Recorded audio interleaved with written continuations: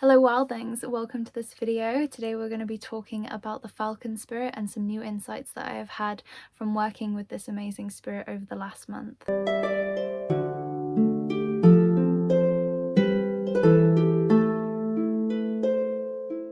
If you have watched the Hedge Witch School episode 1 that went up in January, you will know that the spirit of hawk or falcon was the animal spirit of the month that we were journeying with. Now, specifically for my practice, the animal that kept coming forward much more frequently was the falcon, so I chose to direct my workings associated with the element of air with the animal spirit of falcon rather than the hawk, but they're very much interchangeable with slight differences in what their medicines are when you work with them. The first thing that I will say about Falcon is that he is very energetically clean. So often when we speak about Falcon, we speak about strategy, being observant and being able to be objective on situations, and I will speak to that in a moment. But one thing that I thought was quite fresh and interesting was the spirit came through very much with this idea of energetic purity and energetic cleansing, almost like a vulture in the way that it presented. Falcon spirit obviously rules the head with the element of air, and so when we work with the falcon, we're very much going into the realm of the mind. And Falcon was showing me that as a medicine carrier, he is very strong in his ability to be able to go within the recesses of the mind and be able to untangle the confusion, stress, anxiety, fears, doubts, any of those kinds of thought patterns that are being debilitating to us or causing a lot of stress in the energetic body, because obviously our bodies are a working vehicle, and so when stress is present in the mind or anything that is weighing heavy in the mind space, this will then manifest as physical ailments in the body, whether that be disease, aches and pains, or other issues surrounding the physical body. Everything's very much linked. And so Falcon was coming forward with this idea that if we work with him to go into the darker recesses of our mind where these energies of stress, fear, doubt, worry, concern, grief, sadness, all of these heavy things that cause darkness in the mind, that he can help us go into those spaces and pick clean what needs to be removed. So he's very much a psychopomp in this way, and obviously a psychopomp is Mercury or Hermes, so it makes sense that obviously with the falcon being associated with the realm of air, and obviously just like the eagle and the hawk, falcon is very much one of those energies in the realm of air that is seen almost like an emperor type energy, residing very high up, so dealing with those really higher levels of clarity and understanding and being able to emotionally remove oneself from the situation and to be able to look at it objectively. So that is why he is an amazing energy to work with regarding things like I just mentioned. But we can get so bogged down in our emotions because of the distress in our mind, and I've very much been in this space the last month. I've had a lot of stress to deal with, so I'm finding it a little bit more difficult than usual to communicate, so bear with me, guys. But it causes this cloudiness, right? It sort of takes up so much of our energy when there's stress in the mind, that it makes it difficult to sort of carry on with normal tasks that we would find quite easy. And so the mind and the emotions are linked, right? Because what we think we feel and vice versa. And so he can help us step back from the situation or the thought pattern and take less of an emotional approach to it. So when I've sat with his energy, it very much allows me to sort of hand over the heaviness of the emotions that I've been feeling and be able to look at the situation subjectively in a more removed position, so that I can then analyze the situation or analyze what it is that I'm moving through during that time, and then be able to step forward into the next medicine that he offers, and that is the realm of strategy. Now, for those of you that don't know, eagle, falcon, hawk, they're all medicines and animal spirits that help with strategy, because they always symbolize this ability to take an aerial view of a situation or whatever it is that we're looking at, whether it be situation or an emotion. and be able to take in everything, all of the little details, anything that we might have missed. They obviously have large eyes, and with the falcon especially, they are the fastest bird on the planet. They can go up to speeds of, I think it's like 200 miles per hour when they fall from the sky. So it provides us this medicine to be able to take in an aerial view of something and be able to not get so bogged down in the emotions, but to actually analyze it from a more logical perspective, so that then we can formulate a strategy and a plan to move forward, and then when the time is right, be able to dive bomb and take the opportunity when it presents itself, or take the solution when it presents itself. So like I said, there's slight differences between hawk and eagle, and falcon, but they're all very much quite similar. But with falcon specifically, the energetic cleanliness and hygiene of being able to really get into those darker thought patterns, to be able to clean them out and give some relief. So for being very energetically healing and very much like a psychopomp is more falcon's realm. And again, being able to strategize like the eagle and the hawk, but being able to move in a lot more quickly when a solution is being found. Now, to go back to the energetic hygiene bit, because this was something that it was very specifically focusing on when I was doing the work. Obviously, the falcon is associated with the sun, right? It's a solar energy. And what does the sun do? The sun is associated with the element of fire, and fire burns. And one of the messages that I was getting through was that falcon can help very much burn away energetic parasites that may have attached to our energy, either if we are doing active work in witchcraft, so you can get energetic parasites that sort of are attracted to you and drain you, and unless you are aware that they are there, they can be quite debilitating to you. So it's important to always conduct appropriate energetic hygiene when you're doing witchcraft, and falcon's a very good healer for this. But also, we can see this as energetic parasites in humans as well, right? You know, if you work in an office, for example, and you go into the office every day and there's just that one person there that when you're around you just feel so exhausted and so tired and so drained, or you feel depressed when you come away from engaging with them. They might not even realize it, and it might be through no fault of their own, but these might be people that just have a tendency to suck energy out of spaces. And if you're someone that's a bit sensitive, then you can actually feel quite affected by this. And so falcon is an amazing healer to work with in order to become aware of where there might be leaks or ailments in our energetic field, so we can address them and readdress the balance and prevent our energy from being leached out.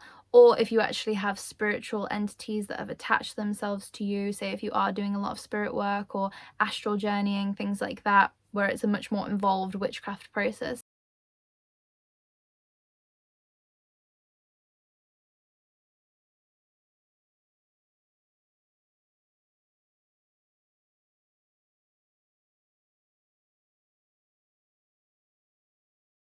The falcon was always associated with the noble houses, right? The emperor, the royal houses, sovereignty, this sort of noble type energy. Falcon takes very great care of their body, their physical body. When you actually look at a falcon, it is such a beautiful bird. They are so elegant and so regal. You know, you can get some birds that look a little bit scruffy, but when you look at a falcon, they look so prim and proper. So he's very much a wise counsel that can help us address things in the mind that might lead to things like depression, where we feel incapacitated to be able to look after ourselves properly. So this is why it's hard to communicate, because it's an energy that is associated with our ability to present as the emperor in the world, right? In our power, in our regalness. There's a lot of pride associated to those things, right? And so when we have mental entanglements going on in our mind space that then leach into our energy and our emotional field, it becomes difficult to get through every day, doesn't it? It becomes hard to look after yourself the way that you would normally look after yourself, because you're just in such knots internally that you're finding everyday tasks quite difficult. And I've definitely moved through cycles of this over the last few weeks because of some things that have been happening in my life. And so Falcon is this very encouraging energy that allows us, like I said, to go into those darker recesses, to untangle the things that might cause energetic issues that then prevent us from standing in our power in our everyday experience. Now, one of the ways that Falcon was communicating this idea of this energetic hygiene to me and how he works with us medicinally was by showing me 3 specific herbs that can be worked with very powerfully in unison with his energy and the energy of that specific plant ally. So if that is something that you're interested in, then you can join working with the Falcon Spirit and these herbs for really powerful energetic cleaning, and you can do that in physical ritual or within the realm of visioning as well. So the first herb that Falcon showed me was the herb of lavender. And I saw myself lying on a table and I saw a cloth of lavender, soaked in lavender ointment, being placed over my mind. So this was telling me that working with Falcon and lavender as a joint energy can very much provide this real calming, cleansing, clarity, a sense of peace, a reduction of mental stress, of the mind space. So I thought that was really beautiful, because obviously we know that those are properties that lavender has, and then obviously what I was saying with Falcon before. So when you work with those two together quite powerfully, you could have a sort of lavender oil mix that you might just rub into your temples, or you might drink a lavender tea, and then you can call in and meditate with the energy of Falcon as well, or ask Falcon to come into your dreams. And so that's a beautiful collaboration that you can do there as well. The next herb that Falcon showed me was actually wormwood, and wormwood is a really interesting herb that I haven't really done much research about, but I did a little bit after this experience. And when he showed me wormwood, he showed me the plant held to my heart space, right? And when I was researching wormwood, it was talking about how the fact that wormwood is associated with very difficult things to swallow. So wormwood, one of the things that it was described as is to help with the hard pills to swallow. So information or realizations, revelations that are very difficult for us to come to terms with, difficult for us to look at, and is associated with the Judgment card in tarot as well. And obviously tarot is that revelation of something that once we are aware of it and once we have knowledge of it, we cannot turn away from it anymore. So that might be things in our life, situations, people. Maybe you get some new information about a person who you were close to that changes your opinion of them, or maybe you come to the end of a relationship or a job and you have that realization that you can't turn back now. Things that happen in life that cause a lot of difficulty and are painful or distressing. He was showing me that working with wormwood and Falcon, again as a dual energy, can be very healing for the heart space, to move through these revelations that feel like they just shake you to your very core, or feel like your world is just being shaken up. Again, going back to that imagery of the Judgment card and the tarot of the angel sounding the horn through the clouds, it's sort of an epiphany moment that cannot be returned from, if you will.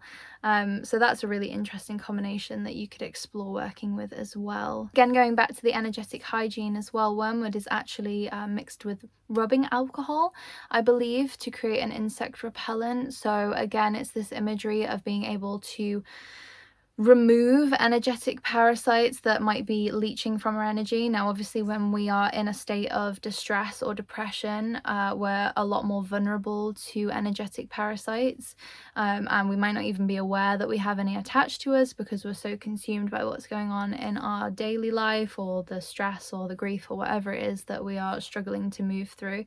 We might not even be aware of them. And so I think what could be quite interesting is making some sort of a clearing spray, maybe with wormwood and a few other clarifying herbs, and then call in the energy of Falcon to imbue some of his medicine within that spray as well. So I actually think that might be something that I'll do, and I might offer on the Etsy shop if that's something that you're interested in, and make it in ceremony. So that's just another little side tangent thought. But again, these powerful combinations between animals and plants is really fascinating, and yeah, I very much am looking forward to other insights about the plant of wormwood, and I think that might be a plant that we'll focus on in the Hedge Witch school coming up. The last herb that Falcon showed me he was beneficial to work with was peppermint. Now, I love peppermint. I have peppermint tea all the time. It is so cleansing and purifying and clarifying, so I highly recommend tea if that is something that you're able to ingest. But what I saw with peppermint was very similar to the lavender. There were these rags of soft linen that were soaked in peppermint oil and peppermint water, and they were just placed all over my body. So again, going back to this theme of energetic cleanliness, because if our energy is clean, not only is our internal body under a lot less stress energetically and physically, but it also radiates out into our world, right? Because if we're clogged down by heavy feelings of depression, darkness, anxiety, and these very human difficult emotions that we have to navigate through because life isn't always perfect, you can really work with these powerful plant and animal spirit allies to ensure that, yes, we absolutely hold space for these things in our life and they are a natural part of the human experience to move through them, but by working and collaborating with these animals and plant spirits, that we can experience them and hold space for them, but not let them get to the point where we're completely debilitated and struggling to carry on with our daily tasks. So I do hope that you enjoyed this video. I hope I articulated it well. As you've probably realised, I am going through a bit of a tumultuous time at the minute, so I'm sort of struggling to make videos at the minute and be able to articulate myself as easily as I feel I normally can. So thank you for bearing with me and holding space for me, wildlings. I'm truly grateful for each and every single one of you that has joined this community and all of the beautiful feedback that you've been giving me from my videos recently. I'm just so grateful, and I'm sending you so much honourings for being a space holder for me to express my experience and for joining me in collaboration as fellow community peers. So I do hope you enjoyed this video. I hope you found some stuff interesting and insightful. Don't forget that the Etsy shop has listings for my spirit doll offerings and the readings that I offer as well. There's a whole variety on there, so feel free to explore. Don't forget to subscribe and like this video if you enjoyed it, and I will see you in my next one. Bye guys.